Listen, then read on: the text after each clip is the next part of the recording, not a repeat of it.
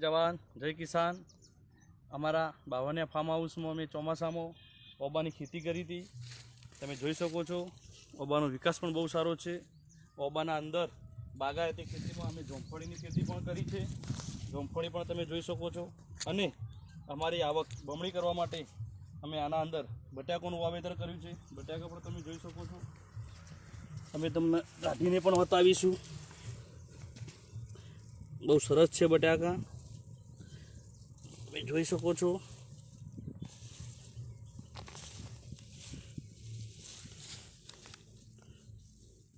એક એક ડોકે બટાકા પણ બહુ સારા આવ્યા છે।